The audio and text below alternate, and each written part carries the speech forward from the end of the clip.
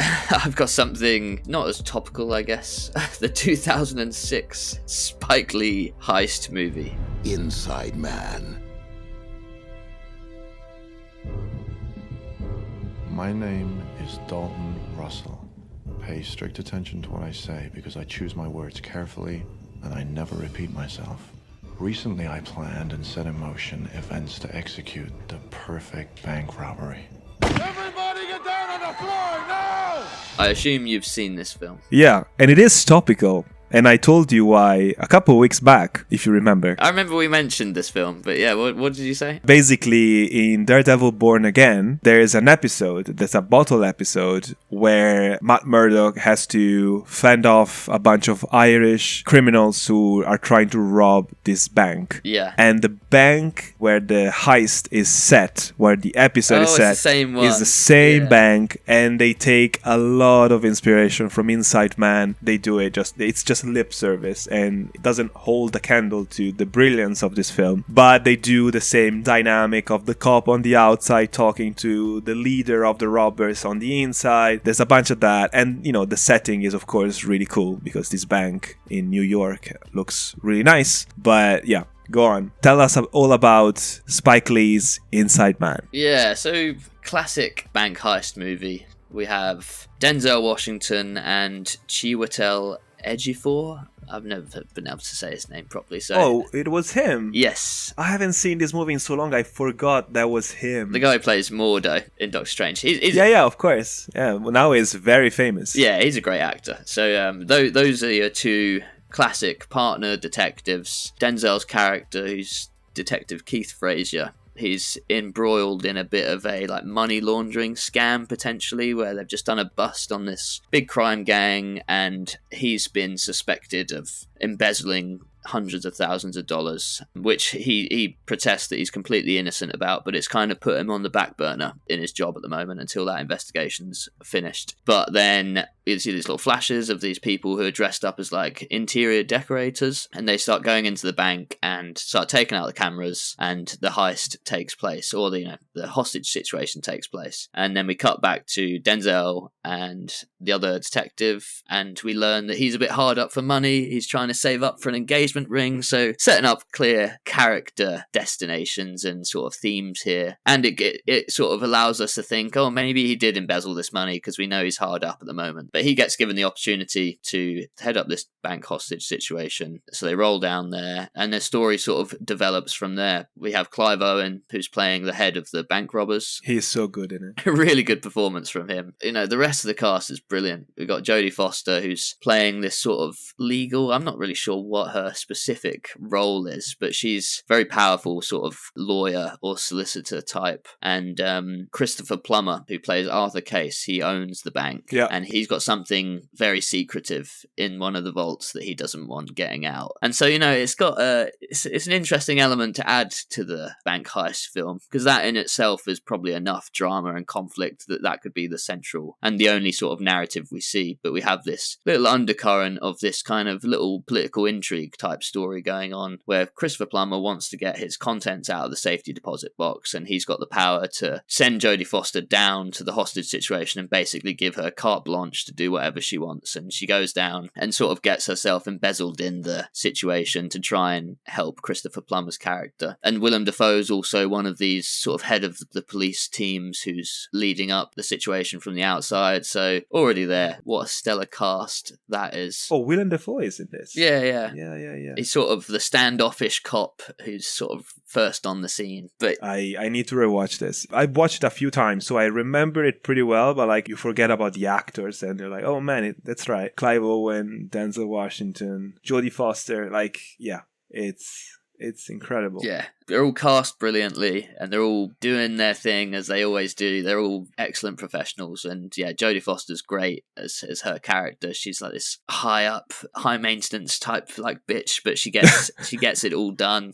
Is that the official description of the character?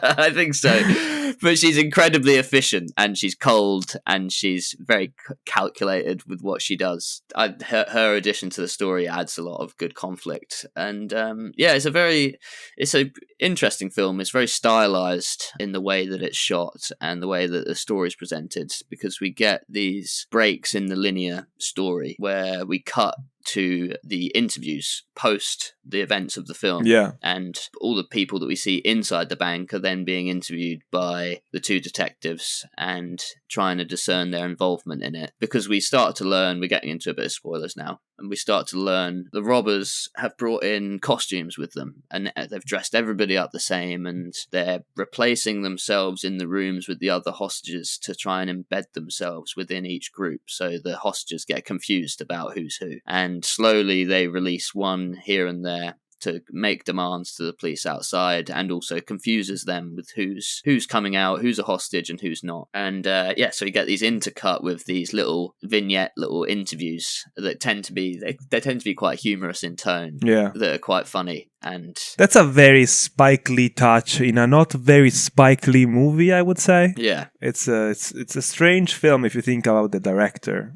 Like, I don't know if he has made many movies quite like this. No.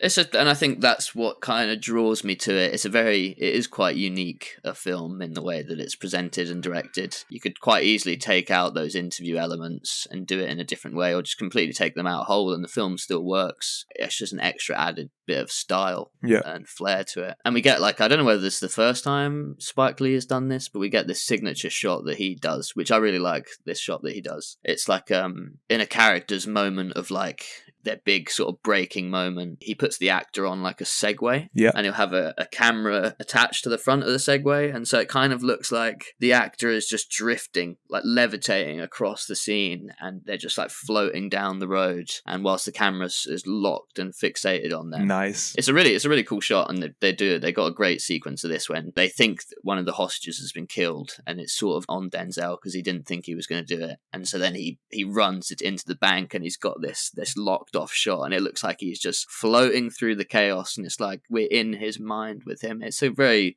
cool sequence. Yeah, those are the little touches of greatness that a director like Spike Lee can bring into a movie like this, that, you know, maybe given to a less accomplished director would have been a little bit more by the numbers, classic thriller heist movie, but with the added flair of Spike Lee's style and all these great performances, and, you know, it's a very good story too. But I think, you know, it's one of those movies that really shines more than it would have if it was directed by anyone else. Yeah, and I think you can also see a lot of his, I feel like a sort of underlying theme of the film is multiculturalism as well, which is just a little backdrop of the movie, you know, set in New York, a very multicultural place. We get a lot of situations where, you know, the bank robbers are playing out this speech that's in Eastern European, and then they shout around the streets to try and find someone who speaks the language, and he knows somebody who's got like a Lithuanian mum or something like that, and it brings all that elements into it. And one of the hostages is a Sikh man with a turban, and he gets thrown out, and there's a bit of conflict between one of the police officers who calls him an Arab. And so I think, like, multiculturalism is a big part of this story, and adds an interesting underlying theme to the story that, like we were saying before, it's not preachy or anything. They're not trying to say a message, it's just part of that world. And I think you get that because of Spike Lee's, probably his inclusion with the story, and he likes to deal with those kind of themes in his films. Yeah, again, another director maybe would have not played with that element and would have made the film less unique. And now we have this very cool and interesting thriller that has these elements and that add to the story, add to the theming, and it becomes a richer experience because of one decision. An auteur making the movie. Yeah, exactly. And I highly recommend this. It still holds up well. I hadn't watched it for quite a long time. It still was as enjoyable as I remembered it being the first time I watched it. And it's kind of got a bit of a trashy element to it, where it's like this very high concept bank robbery, and we're going to do the greatest bank robbery there's ever been, and we'll leave without a trace, and nobody will know. And it turns out that the bank robber's actually a pretty good guy, and he helps Denzel in the end. And he's kind of a bit altruistic. He knows about Christopher Plummer's secret, and he wants to expose Plummer, and that's why he chose that bank. It's like a Robin Hood type villain, or like a Robin Hood type character. Of course. So yeah, it's very larger than life in that sense, but it's very good. Yeah, still very enjoyable. Nice. And feels grounded in reality too. Yeah, it's stylish but still realistic. Yeah, definitely recommend. I would give it this is like an 8 out of 10 for me. Inside Man, great soundtrack too. Well, an 8 out of 10 from Tyler is basically a 10 out of 10 for me. So, all right, Inside Man. They heard everything we said. They bugged us. Keep your men back. You planned every inch of this thing right from the start, and you got everybody marching to your beat, including me, and I'm through buying it.